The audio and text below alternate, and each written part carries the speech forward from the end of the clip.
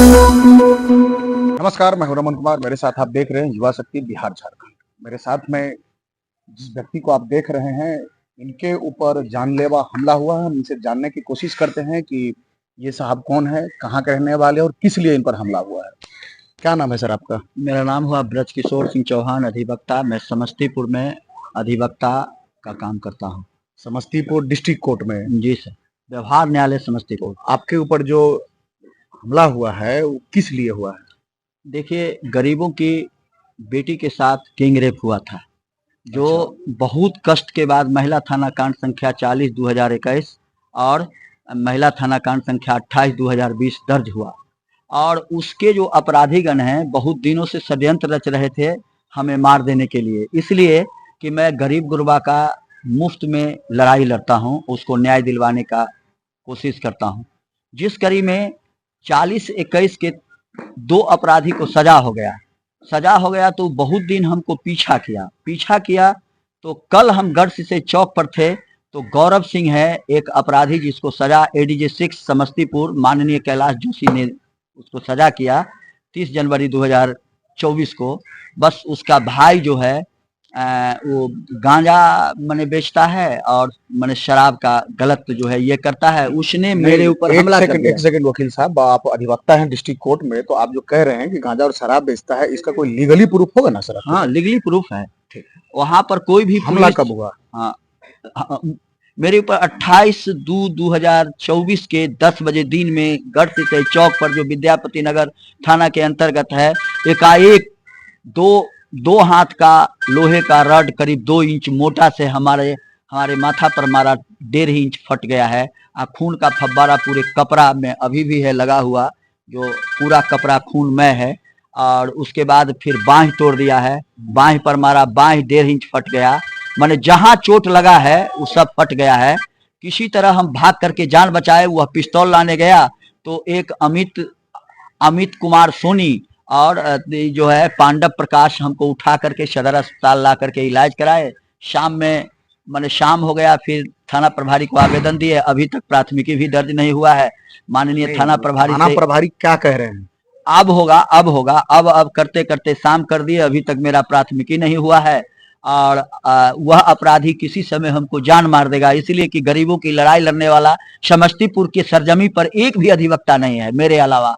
मैं खुलेआम उसको अपना पैसा खर्चा करके लड़ाई लड़ता हूं, जिसके चलते तमाम समांती अपराधी एक गुट बना करके हमको साफ कर देना चाहते हैं, मार देना चाहते हैं। 28/20 के तमाम अपराधीगण, माने महिला थाना कांड संख्या 40/21 के तमाम अपराधीगण, ये सभी एक गुट बना करके हमको जान मार देना चाहते हैं। जो अति पिछड़ी परिवार के लोग हैं, उनको 4 बार जो है अपहरण कर चुका गया है। माने अपराधीगण 4 बार अपहरण करके गैंग रेप किया है।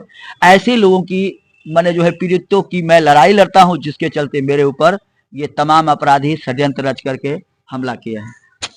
बिहार पुलिस का एक रिकॉर्ड है जिसमें बहुत सारे जितनी घटनाएं होती है सबका रिकॉर्ड जब नेट पर अपलोड करते हैं बिहार पुलिस के वेबसाइट से, जब आप जाइएगा तो वहां देखिएगा कि जनवरी 2023 से अगस्त 2023 के बीच 8 महीने में लगभग 9600 अपहरण की घटनाएं हुई है, जिसमें 30 ऐसी घटना है जिनको फॉल्स बताया है बिहार पुलिस ने। तमाम इस तरीके की घटनाएं होती है। रेप, बलात्कार जैसी घटनाएं आज के समय में बिहार में आम बात सी हो गई है। पुलिस महकमे में इस बात की कोई चिंता नहीं है कि हमारे जो इस राज्य की स्थिति है वो कहां जा रही है, पुलिस का जो लोगों के बीच में परसेप्शन है वो क्या बन रहा है। आज के समय में वकील भी सुरक्षित नहीं है। कई बार ऐसे खबरें आती हैं कि पुलिस पर भी गोली चली है और पुलिस भी मारे गए हैं।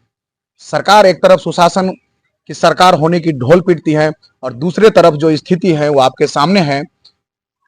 एक बात बताइए वकील साहब, प्रशासन, आप वकील हैं जी, तो प्रशासन अगर मान लीजिए कि कोई थाना अध्यक्ष आपका मामला FIR दर्ज नहीं कर रहा है तो उसके लिए कोई कानून नहीं है कि वो अपने हिसाब से चलता है हमारे देश में? देखिए, दरअसल बात क्या है कि थाना प्रभारी अभी जो है और पूरे बिहार का थाना प्रभारी उसको SP कंट्रोलिंग करते हैं, लेकिन बेचारे SP भी क्या करेंगे। ऐसे मैं कानून पूछ रहा हूँ सर। हाँ, तो कानून तो है, उन पर है कानून, लेकिन कानूनी जो है मतलब उस पर कोई कार्यवाही नहीं हो पाता है।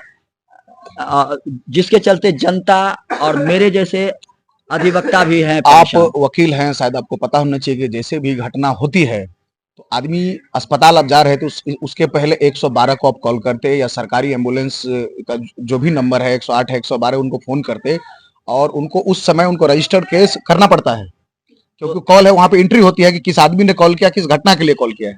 हम थाना प्रभारी जी को 94 318 22 532 पर 10:16 में हम फोन किए।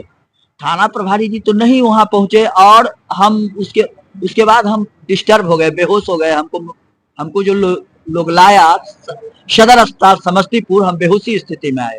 उनकी महान कृपा था, माने जिन्होंने हमको सदर अस्पताल तक पहुंचाया। उस स्थिति में हम 112 को कैसे कर पाते। जिस लड़की के केस का आप जिक्र कर रहे हैं वो मतलब मेन मूल जड़ क्या था? मूल जड़ था कि उसको जो है 4 लड़का ने 4 दिन रख करके गैंग रेप किया था सिमरी गांव में, जिसको डीएसपी दिनेश पांडे ने स्पष्ट किया था।